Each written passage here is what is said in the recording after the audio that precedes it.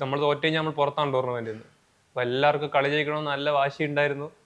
എല്ലാവരും ആ വാശിയിലാണ് കളിച്ചത്. അങ്ങനെ കളി നമ്മൾ ജയിച്ചു. കഴിഞ്ഞ റിസൾട്ടാണ് തീർച്ചയായും നമ്മളെ സെമിയിലേക്ക് എത്തിച്ചത്. നമ്മൾ തൃശ്ശൂരേക്ക് പുറപ്പെടുന്നതിന് മുൻപ് തന്നെ നമുക്കറിയാം നമ്മുടെ പാട്ടെന്ന് പറയുന്നത് കളി വിൻ ചെയ്യുക, 3 പോയിന്റ് നേടുക, സെമിയിലേക്കുള്ള സാധ്യത നിലനിർത്തുക എന്നുള്ളതായിരുന്നു. Fortunately, we can play a very good match. Thank you to Sinam to give me the assist, very good assist. Inside the box and Canon! Asiya Gomez. കീൻ തന്ന ഒരു നല്ല അസിസ്റ്റിലൂടെ എനിക്കൊരു ഗോള് അടിക്കാൻ പറ്റി. സീൽ ചെയ്യുന്നു കണ്ണൂർ ഈ മത്സരം. പകരക്കാരനായി വന്ന എബിൻ ദാസ് കണ്ണൂരിന്റെ രണ്ടാം ഗോൾ നേടുമ്പോൾ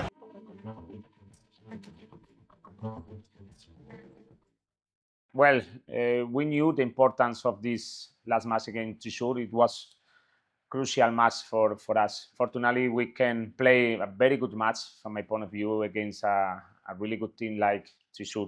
നമ്മൾ തൃശ്ശൂരേക്ക് പുറപ്പെടുന്നതിന് മുൻപ് തന്നെ നമുക്കറിയാം നമ്മുടെ പാട്ടെന്ന് പറയുന്നത് കളി വിൻ ചെയ്യുക, 3 പോയിന്റ് നേടുക, സെമിയിലേക്കുള്ള സാധ്യത നിലനിർത്തുക എന്നുള്ളതായിരുന്നു. ഇതിലെ ഗോൾ ഡിഫറൻസ് ഒരു ഫാക്ടറായിരുന്നു. നമുക്ക് ഒരുപാട് അവസരങ്ങൾ കിട്ടിയിട്ടുണ്ടായിരുന്നു. ഇല്ല, ശരിക്കൊരു അത്രയും ഇത് നല്ല ക്രോസ് ആണ്. മനോജിന്റെ look at this.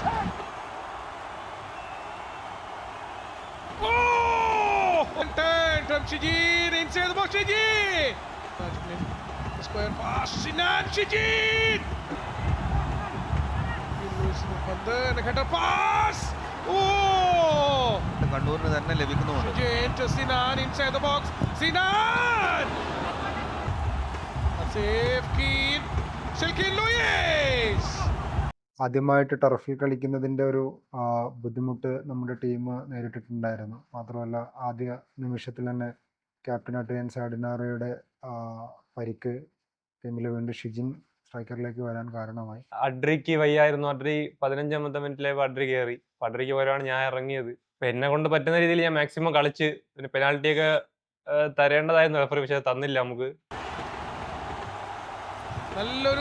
നല്ലൊരു സ്പ്ലിറ്റ് പാസ് ആണ് inside the box. Kannur team ഒന്നടങ്കം, കളിക്കളത്തിലുള്ളവർ മാത്രമല്ല പുറത്തുള്ളവരും ടെക്ഔട്ടിലുള്ള എല്ലാവരും അത് പെനാൽറ്റിക്ക് വേണ്ടിയിട്ടുള്ള വലിയൊരു അപ്പീൽ അവിടെ കാണാം.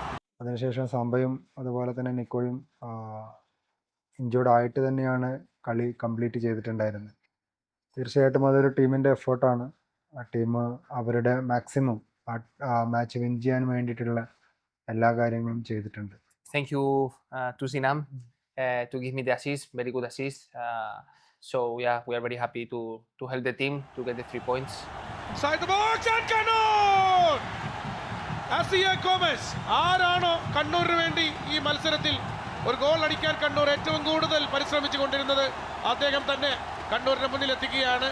എനിക്ക് ലാസ്റ്റ് ഒരു എൻ്റെ അറിവിൽ ഒരു 80-85 മിനിറ്റ് ഒക്കെ കഴിഞ്ഞിട്ടാണ് എന്നെ ഇറക്കിയത്. അപ്പോൾ ആ കുറച്ച് ടൈമിൽ എന്നോട് പറ്റുന്നതൊക്കെ ഞാൻ ചെയ്തെന്ന് വിശ്വസിക്കുന്നു. പിന്നെ കീൻ തന്ന ഒരു നല്ല അസിസ്റ്റിലൂടെ എനിക്കൊരു ഗോള് അടിക്കാൻ പറ്റി. സീൽ ചെയ്യുന്നു കണ്ണൂർ ഈ മത്സരം.